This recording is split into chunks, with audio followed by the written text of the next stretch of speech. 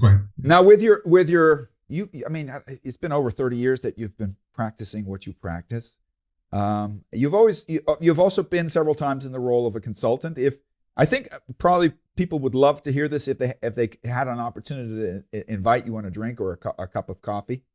What are 3 recommendations that you might pass on to other PMO end-to-end program office managers if they could pick your brain? What would be 3 things that you would give them as a piece of advice on how they can master their horizon better?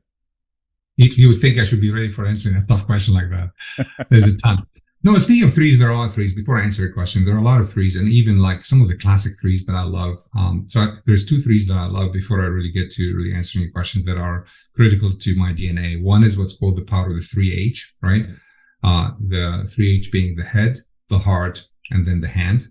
Truly, from a strategic standpoint, I love that analogy that I heard over the years from other colleagues and so forth, is that you want to make sure it's making sense. That's where the business case and that's where the data and everything else falls in. The heart is really truly the passion and the connection. And then the hand is the execution. We always focus so fast on improving execution when in fact the basis is wrong. In our language also, the portfolio and the selection is wrong. The other one is the 3 Ps around, the 3 Ps, which is passion, persistence, and patience, right? So it's really the qualities. The third one is important. As old that is, this has been around for a long time, but the reality is, without the first and the last, you're hosed, but also in the middle, because you're in the VUCA environment we were talking about, you got to persist through. I've got one more P for you. Yeah. Pushing. No, yeah. Well, that's kind Push of the envelope. You could put that under persistence, and you're right.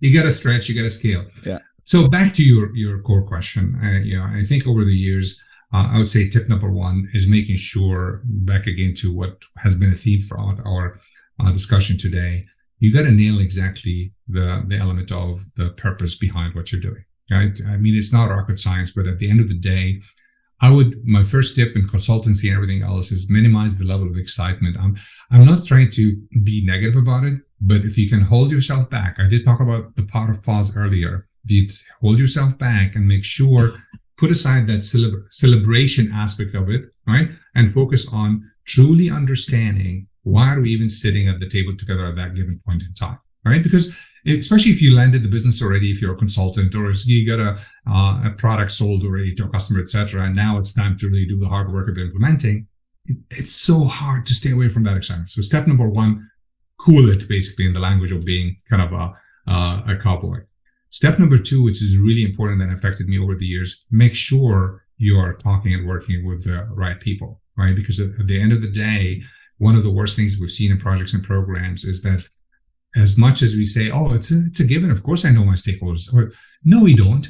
No, sometimes the most influential have nothing to do with the ones even on your radar. I've been in so many cases where literally a guy on the shop floor somewhere knew exactly what we needed to do differently in the manufacturing environment to change exactly the level of satisfaction of our customers, and not a single person listened to him or her. I mean, you still remember the classic NASA story and the janitor being part of the team. I mean, that's the powerful aspect, to know exactly that.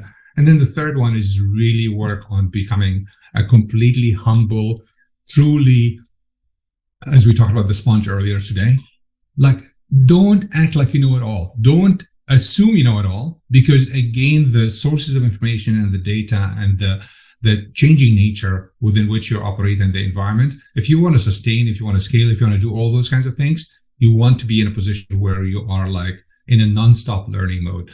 I mean, those are not your classical recommendations about really how. No, I love them. I would not. All I would say is you've once again reaffirmed a belief system that I call it the cosmic paradoxes. When two contrary thoughts, like we use the example of big picture versus attention to detail, then you refer to the concept. You got to be able to push. You got to be charismatic. You got to be out there. You need to put yourself out there. But on the other hand, I love the fact that you mentioned this is the number one criteria that I use when I look at. There's a lot of online gurus who are, but the number one way I measure people like Simon Sinek or Brene Brown is, do they have an element of humility in them? And I find that the true profound thinkers in the world are completely committed and completely convinced and have an amazing way to contextualize their thoughts and experiences.